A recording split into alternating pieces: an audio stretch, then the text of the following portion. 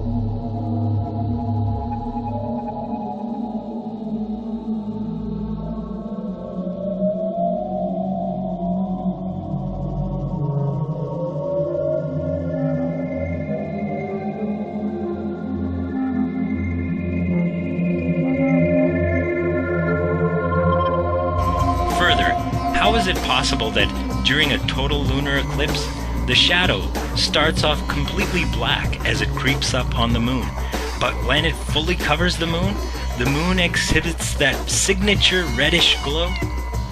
My own research has led me to see that the authorities know about and are hiding information regarding a black sun.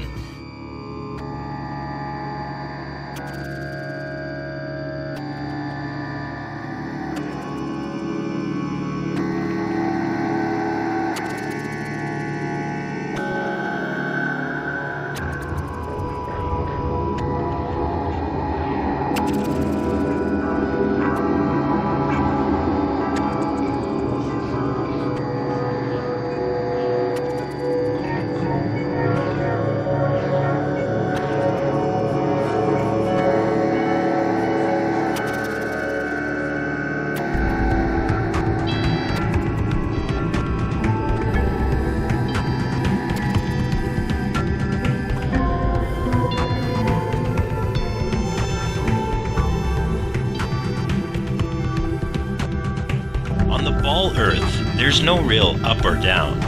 It's all relative to the center, and this is possible thanks to gravity.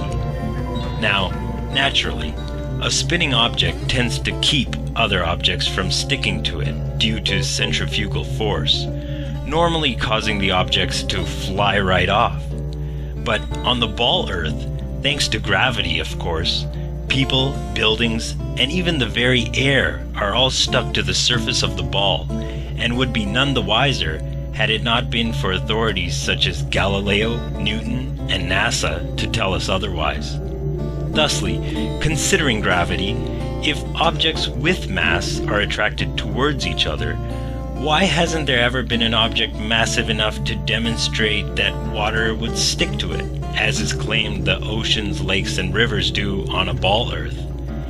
And if the excuse is then given that the Earth's gravity would far supersede that of any other object, then how is it that the Moon is said to affect water levels at sea level on Earth? Further, how is the combined mass of a helium-filled balloon repelled by the mass of the Earth?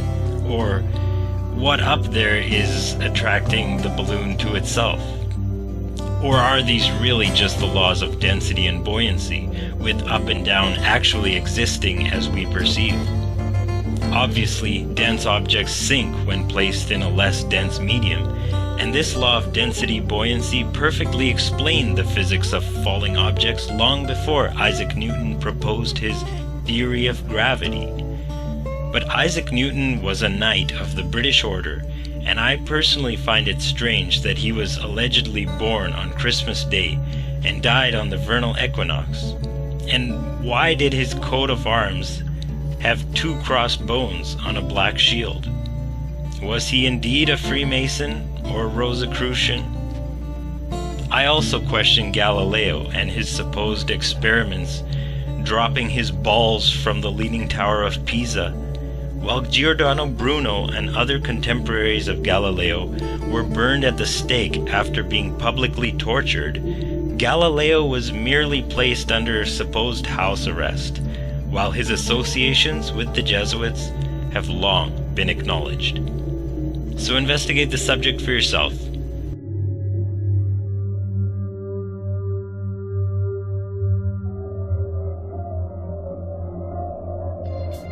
Newton said that if an object falls, it's because there's a mysterious force called gravity pulling it down. But you know, Isaac Newton himself was not satisfied by that. Objects move because they're pushed, not pulled. So what is pushing this? Newton didn't know. So Newton simply threw his hands up and said, I don't know. So I'm going to invent something called gravity.